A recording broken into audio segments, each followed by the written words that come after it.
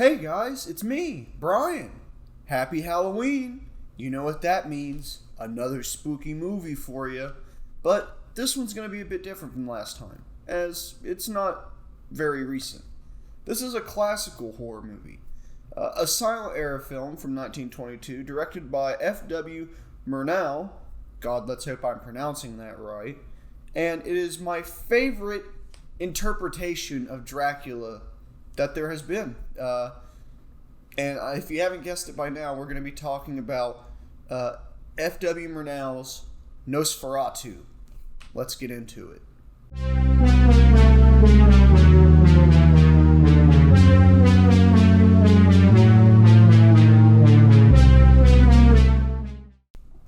So, as I've stated before, this film was directed by F.W. Murnau. I still don't know if I'm pronouncing that correctly. But what we see is most of the work of one Fritz Arno Wagner, who was the single cameraman with a single camera for the film. So all of the stuff you're seeing is just one dude with one camera. And let's just go to say that it looks spectacular, even today. There's still some certain shots that I always think about when I just hear the word vampire. Specifically, the one on the boat when you're looking up at Orlok and he's just sitting there looking as creepy as hell. Ooh, I love that scene. But it's just the selection of shots we have throughout the fairly short movie. It's a 1 hour and 30-minute film. It all still looks good. I still think it holds up. So it just goes to show how well he picked his shots and how well he executed them. Now, the film itself was released in Germany March 4th, 1922. And it didn't really go anywhere after that for like 7 years. But there might be a reason for that. But anyways, like I said, it took 7 years to come across the ocean to the United States, where it shocked people in theaters everywhere, which was June 3rd, 1929. Now, like I said, there is a reason for that long gap in between, and let me fill you in on those saucy details. Now, the reason there was such a long gap in between the German release and the United States release was because the studio behind the film had some trouble. During the production, the studio, which was German filmmaking studio Piranha Film, got into a copyright lawsuit with the widow of one Bram Stoker because it was a Dracula movie. So, because of this, once the film was released, the studio proceeded to go into bankruptcy and shut down, which then led to such a long gap between the German United States release. But it eventually got to the United States, and as I stated earlier, proceeded to shock audiences and become the classic we know today. Now, every time I watch this movie, I keep in my head that it's a great benchmark to see how far we've come in the realm of filmmaking and editing. And it's just a great way to experience the beginning area of special effects and just the realm of not CGI, but the precursor. And the way that they used to do it was a lot more tedious than just using a, digital workspace. They had to splice the film on little tiny strips very, very meticulously over days and weeks and months of just sitting there and cutting and writing and stripping.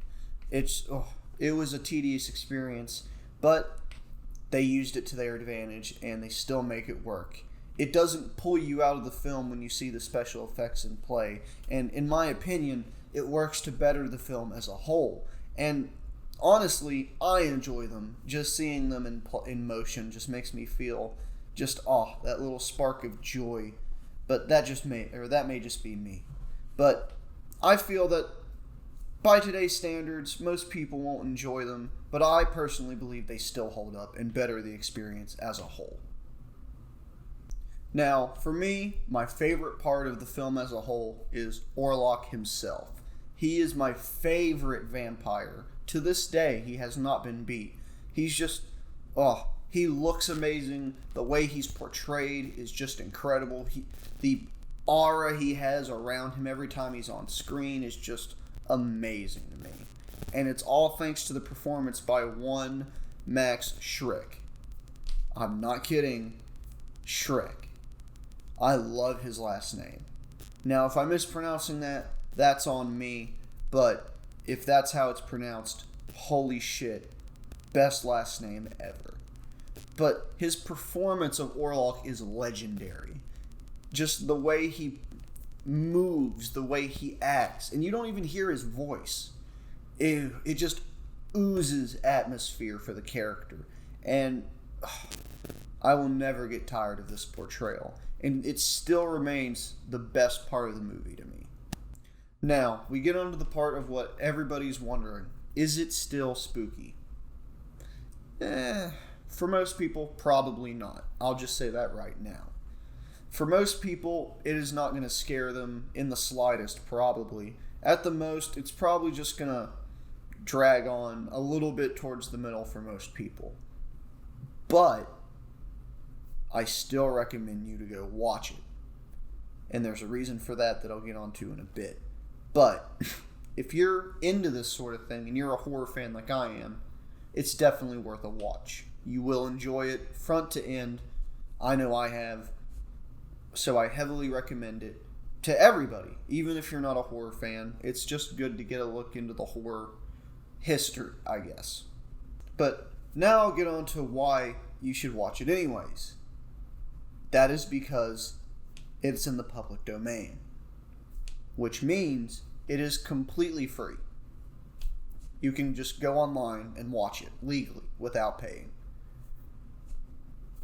So I implore you to take that opportunity. And if you need a place to watch it, you can go on Wikipedia, and it's on the Wikipedia article for the film right on the front page.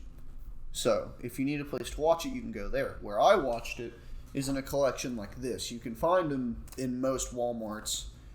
This is one that I have had for a while, and it just comes with most open public domain horror films of the era.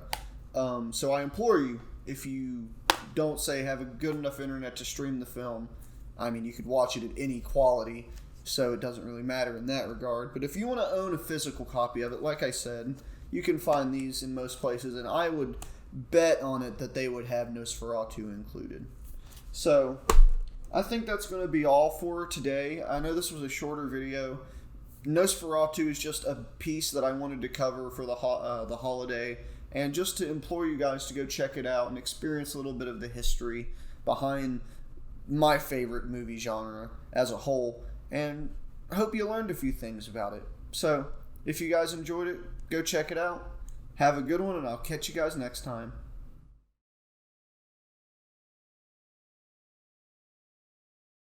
Nosferatu!